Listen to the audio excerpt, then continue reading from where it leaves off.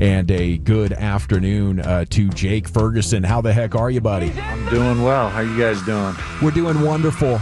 Man, we mentioned the 14 catches through 2 games last week. Then you went out and put up another 13. What do you think about all the targets and the catches you're getting right now? Yeah, I mean, never complaining about that. Obviously, I know a lot of them were, check downs and stuff, but opportunities to get a little bit of yak and, get after it. So, never, like I said, never complaining. Are you getting frustrated not being able to just wiggle loose in the open field and show off the yak skills?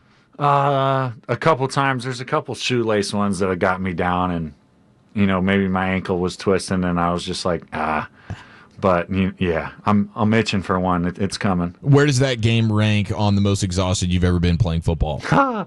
It was actually high. Like, I'm a Midwest guy, but it was actually surprisingly really hot in that game. And then, I was cooked there was one point, I think it was right before I had a catch. It was literally, it was. And I looked off to the sideline. I was like, God, like I just caught 2 of them or something. I was like, guys, come on. And he goes, one more, it's your play. I'm like, all right. And then I ended up catching it. But, yeah, that was. Is that the toughest situation to be in when you're running, like you just know every play is going to be a 20, 30-yard run and just keep coming back and it's no huddle? Yeah, I mean, that's a moment we call biting it down on the bit. You know what I mean? Yeah. Like the racehorses. Racehorses, yeah, you got it, man. You just gotta dial in. But, that was the focus of mine this week, was a little bit of the conditioning. How extensive is like the training camp conditioning test? Like, how much is? I know you guys had to run gassers because y'all were all fighting with each other at one point in camp, which was fun. We appreciated it. That's love. Yeah.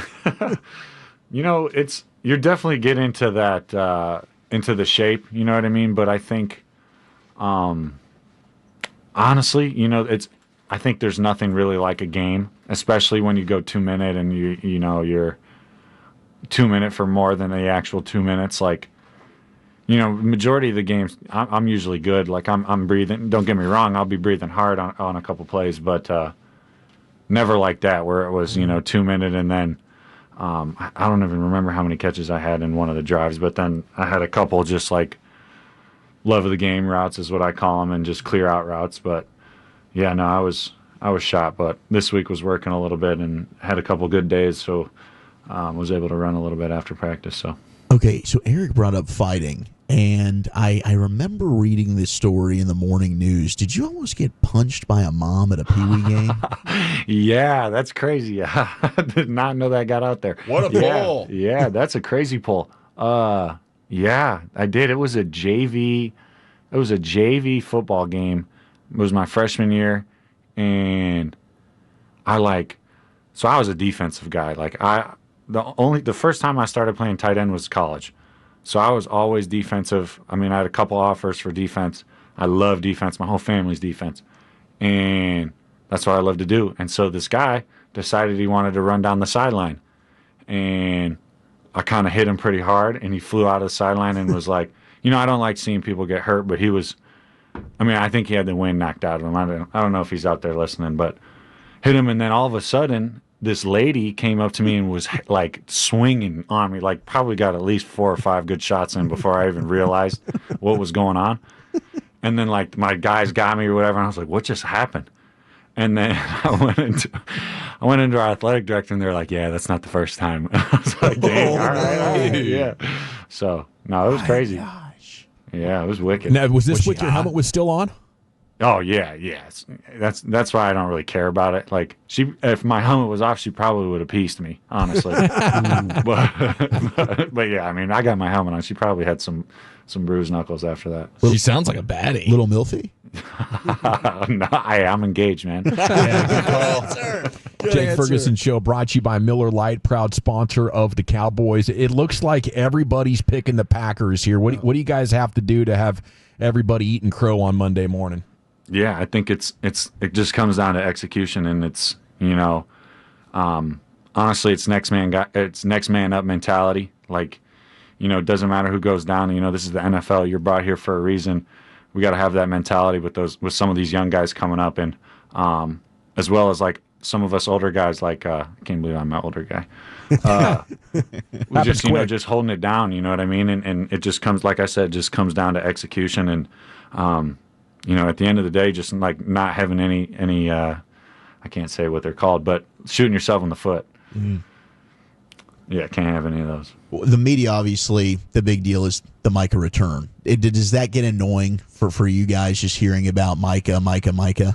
Yeah, I mean, every week we play good guys. Every week we play. It's just he was here. You know what I mean? Yeah. Do you guys have something extra to make sure that he doesn't go crazy against you? Yeah, man, we're changing our whole. I'm playing quarterback, and no, I mean, you know what I mean. We're gonna play our game. We just gotta, you know what I mean? Yeah, execute. Like I said, that's what it all comes down to. Have to get your thoughts. A little time before you were here, Jason Witten, an all-timer for the Cowboys, nominated to the Pro Football Hall of Fame, or at least the next step in the process. What do you remember about Witt and your reflections on his career? Yeah, so I'll say this first. Still have never met him, which I'm salty about. However, great player, and his ability to get open. Even in his long career, he was doing it the entire time, and then just they call tight end like the security blanket or whatever, and then just having that relationship with your quarterback, that's my whole goal. Like, as soon as I got here, I mean, you see the posters of him up on the wall in here. But, okay, that's my goal, is to be, for security blanket and be there when he needs me. And, just try to be as reliable as he was when he was here. Hey, Jake, just kind of watching your guys, the games and the film afterwards, on Mondays and stuff, you guys are doing a great job of working with these tackles on these down blocks and combo blocks and stuff like that. Is it something that is it just kind of a veteran thing? I mean, you got with Span Ford, he's in his second year Monster, now, but man, you guys are just hammering these edges, and the running game is kind of benefit from it. How has it been working with those guys? With the two with Steele and then Guyton? Yeah, for sure. I think that's a testament a little bit to our coaches. Coach Riley and then Coach Wells, Lunda and Connor Riley in the tight end room and then O-line room. We don't just do individual. We have little sections where we go work on that for 5 to 10 minutes, and we're really nitpicking the small details. But I mean, like you said, Spanford, the dude's a monster. He's hungry. He's another Big Ten guy, and like I say, when you get Big Ten guys, you get some physicality. Mm-hmm. And I mean, the whole Big Ten was built off gap scheme football. You know what I mean? Right. That's all we run. Power, baby.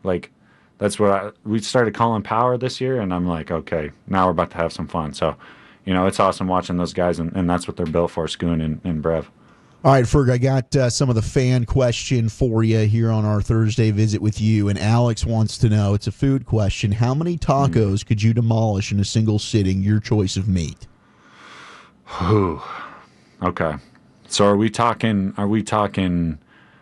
the little mini tortillas, or are we talking dealer's choice here? Okay, we're talking mini tortillas. I'm probably double digits. It doesn't matter what meat is. It could be the carne asada. It could be, chicken, ground beef, whatever you want. I mean, mini ones go down quick, especially if you got a little cup of queso in there too. Ooh. Yep, there you go. You go queso over guac. Yeah. Yeah, come on. Queso's unstoppable. And then if we're talking a big normal tortilla, we're talking enchiladas or something like that, I could probably put down 4 to 5. Okay. I love talking enchiladas, man. My mom makes a seafood enchilada. Yeah. There you go. All right. Oh my gosh. Have you guys? What's the deal with these coaches making it rain on you guys today at practice? Oh, with the dollars? I thought I had to stop for a second and see if it was real. I was about to start picking it up. Hold on a second. But yeah, it was obviously fraudulent. But yeah, no, that was crazy. They always come up with something for the little bag drill we do right after stretch. How do you feel about Sunday Night Football? Anything extra on that? Yeah, I try not to. I like to stay calm, cool, collected, stay in the moment. But yeah, Sunday Night Football is always awesome. Well, best of luck putting on a show. Hopefully, you're feasting on plenty of queso in the form of Cheesehead fans there that might be invading AT&T Stadium. Melt the Cheesehead. I love that. Yeah, let's go. Give them hell. We'll be pulling for you. Thank you. Appreciate you guys. Yep, there he goes.